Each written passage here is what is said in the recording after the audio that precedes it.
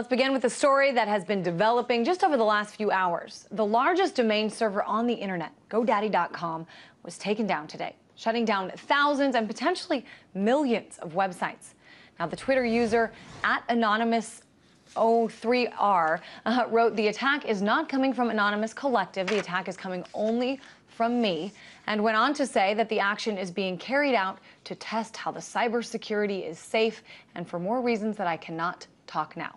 All right, well, we want to talk about it now with RT web producer Andrew Blake. And Andrew, I know there's a whole lot of things that we really don't know at this point. No, we really don't know next to nothing. But we can speculate and we can talk. We know? Okay, I shouldn't say we're going to speculate because we know some things. We know a couple hours ago, GoDaddy disappeared. The website went offline. A bunch of the websites that are hosted through GoDaddy, the largest domain registrar on the internet. They have something like 8 million different user accounts. A bunch of their sites, a bunch of their emails just, bam, disappeared.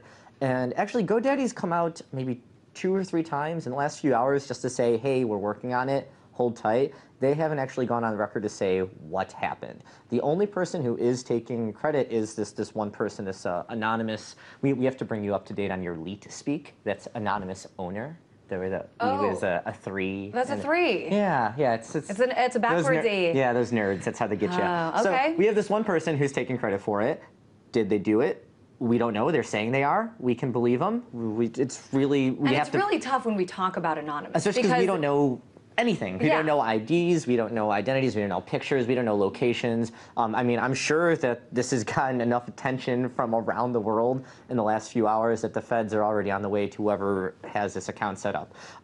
So we don't know if this person actually did do it, but it is possible, and there could be reasons behind it. They're very good ones, too. Last year, if you remember, the Stop Online Piracy Act, or SOPA, was a big deal. And that almost passed the House and the Senate, and it almost got signed into law. And had SOPA passed, the internet, as we know, would be completely different right now. So originally, GoDaddy, keep in mind, there are millions upon millions upon millions of users. And some of these users are just average people who maybe launch their business or, use it for their businesses, small businesses that they run out of their homes. Yeah, and they're all screwed right now, but we can get to that. But so last year, GoDaddy went out there and they said, okay, well, we support SOPA. Well, why not? It's going to be good. And I did not know that. Yeah, people didn't really like that when they said that. So if you remember, there was a big blackout on Reddit and on Wikipedia. GoDaddy, it kind of took them a little bit longer to change their stance. But in the meantime, they lost several thousand of their users. People orchestrated just a switchover and just said goodbye to GoDaddy. GoDaddy actually had to come out and say, all right, guys, we changed our mind. We agree with some of SOPA, but no, we're going to say that we're anti-SOPA. And it was too late, and it cost them a lot of accounts. So, we have this anonymous owner guy who's saying that he took credit for it, and he's trying to test out the cybersecurity, which kind of brings us up to something that's happening just the last couple of days.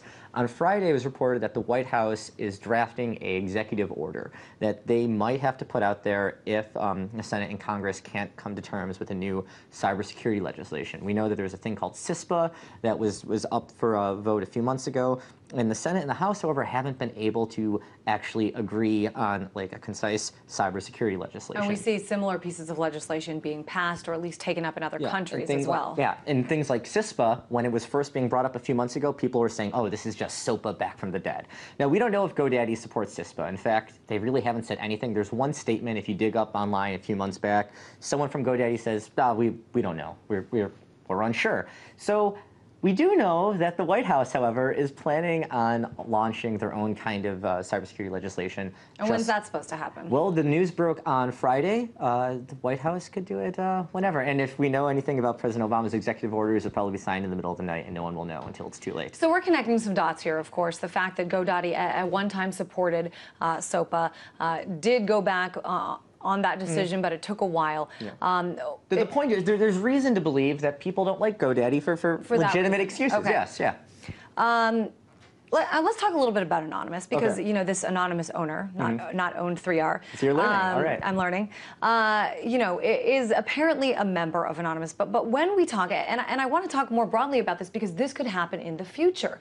Random, so-called members of Anonymous could start launching attacks on websites of their choices that the rest of the collective doesn't agree with. I mean, how does this work in the future with Anonymous? I don't know. I mean, it's worked so far, maybe not to the successful degree that you would hope for, but Anonymous has been out there, since at least 2008 and, carried out a bunch of operations.